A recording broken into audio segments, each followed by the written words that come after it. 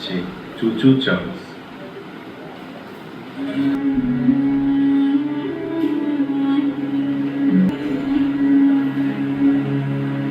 Hello, কেমন আছো দাদা?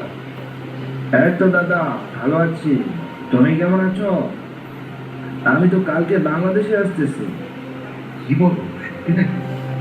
আরে হ্যাঁ, অনেকদিন হলো তোমার সাথে দেখা করি না। আর আগের বারের মতো এসে তেমন ঘুরতে পারলাম না তোমাদের দেশে, তাই এবার এসে একটু এক্সপ্লোর করব।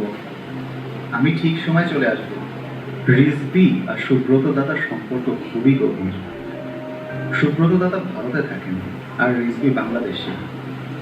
দুইজনের বন্ধুত্ব এতটাই গভীর যে দেখলে মনে হয় আপন দুই ভাই। রিজভি ঢাকায় থাকে। তার সম্পূর্ণ নাম রেজাউর রহমান রিজভি। পরের দিন রিজভি সকাল 9টায় রওনা দিল এয়ারপোর্টের দিকে একটি গাড়ি ভাড়া করল। 10টায় নামার কথা থাকলেও সব কমপ্লিট করে বের হতে সুব্রত দাদা 12টা বেজে গেল। কুশল বিনিময়ের পর রিজভি বলল, চলো তাহলে বাসে গিয়ে কথা বলবো। আচ্ছা চল উঠি। কিছুক্ষণ গাড়ি চলার পরে বাস স্ট্যান্ডে এসে রিজভি নেমে গেল। একটু পরে নিয়ে আসলো শরীফকে।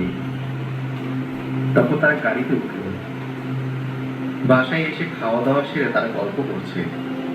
তখন সুব্রত দাদা বলল, রিজভি, এবার কোথায় যাবি বলতো?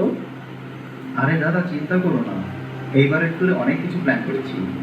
কালকে সকালেই আমরা কক্সবাজারের দিকে রওনা দিব, আর সেখানে দুদিন থেকে পরের দিন আমরা সেন্ট মার্টিন যাব। কথাবার্তা শেষে তারা ঘুমিয়ে পড়ল।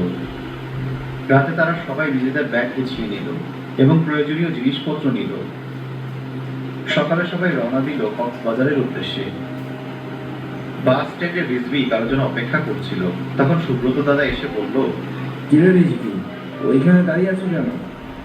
একটু পরেই বাস ছেড়ে দিলে তো। হ্যাঁ আসতেছি, আমার একজন বান্ধবীর আসার কথা, ও আসলেই আমরা রওনা দিব।